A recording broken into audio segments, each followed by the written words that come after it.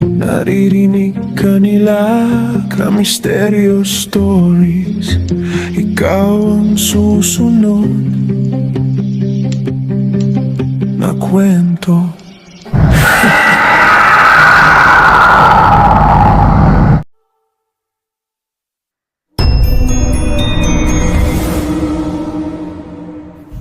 Lihim ng Nayon. Ang mundo ay nababalot ng misteryo at kababalaghan.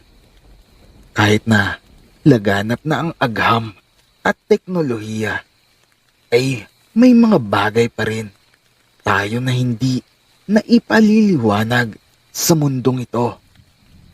Yung mga bagay na magpahanggang sa ngayon ay nananatili pa ring palaisipan.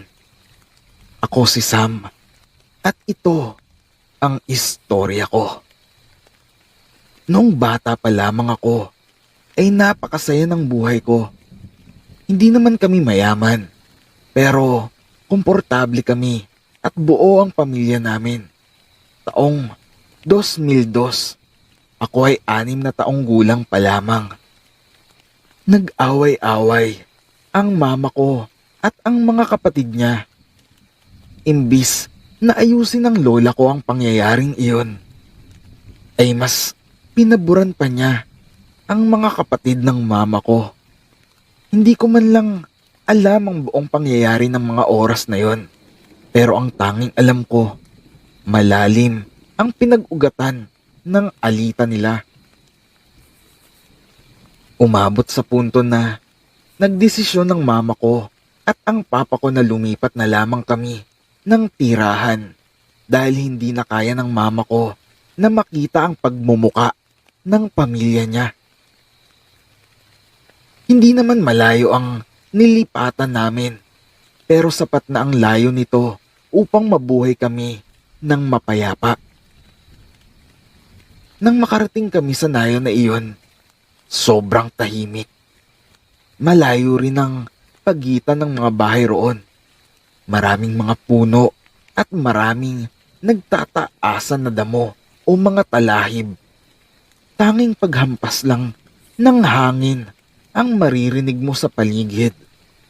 Nang maisaayos namin ang aming mga gamit, ay napagdesisyonan ko at ng aking mga kapatid na maglibot-libot sa lugar naming iyon.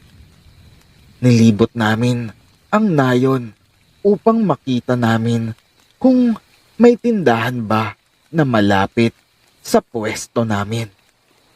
Napansin ko na ang bawat bahay sa lugar na iyon ay may malalaking rosaryo na gawa sa bawang.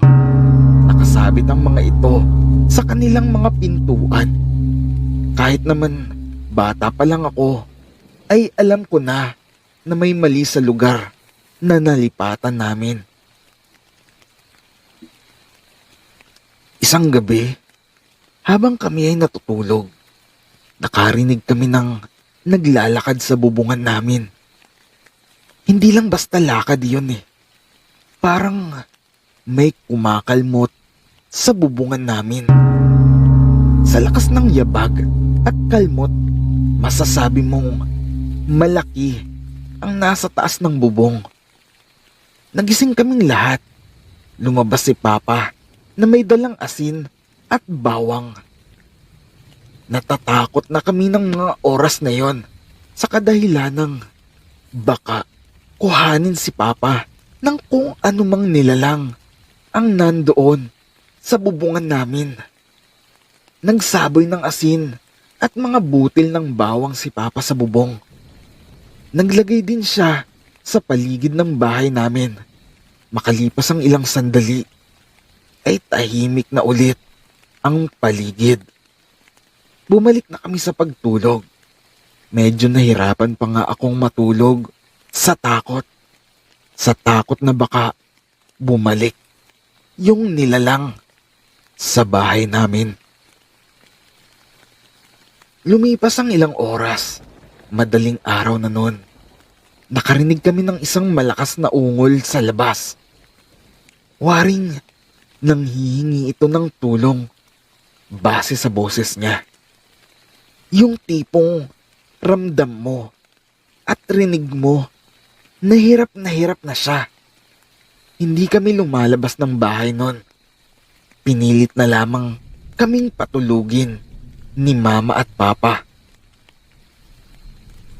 Kinabukasan, maraming tao ang nagkukumpulan sa pinakamalapit na bahay mula sa amin. May mga pulis rin. Lumapit ang isang pulis at tinanong ang papa ko. Hindi ko na narinig kung ano pa ang napag-usapan nila. Pero may kutob ako na patungkol iyon sa kung ano ang nangyari sa kapitbahay namin. Walang ano-ano eh. Lumabas ako ng bahay upang makita ang nangyari. Parang may sariling buhay ang mga paa ko. Dinala ko ng mga paa ko sa kubo na dinudumog ng mga tao. Sa liit ng katawan ko ay napagkasya ko at nakasingit ako sa mga tao. Sumilip ako sa bintana ng bahay na iyon. Isang malamig na bangkay ang aking nasumpungan. Wakwak ang bibig hanggang sa panga. Ang pagkawakwak ay hindi ginamitan ng kutsilyo dahil kitang-kita ko na pirat ang laman. Narinig kong nag-uusap-usap ang mga tao at ayon sa narinig ko mula sa kanila, hindi tao ang may gawa ng karumal-dumal na krimen, kung hindi isang aswang. Doon ko napagtanto ang dahilan kung bakit may mga rosaryo na gawa sa bawang ang halos lahat at karamihan sa mga bahay na nandoon. Tinignan ko ang pintuan ng namatay. Wala itong nakasabit na rosaryong gawa sa bawang.